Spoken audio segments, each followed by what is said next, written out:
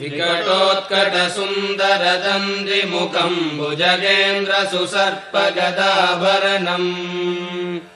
गजनीलगजेन्द्रगणाधिपतिम् प्रणतोऽस्मि विनायकहस्तिमुखम्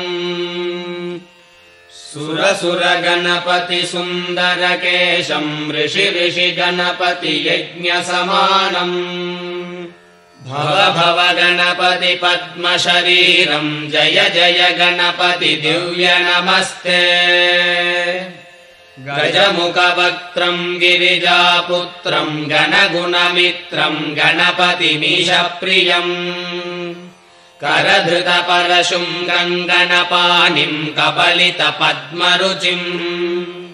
सुरपतिवन्द्यम् सुन्दरनृत्तम् सुरचितमणिमकुटम्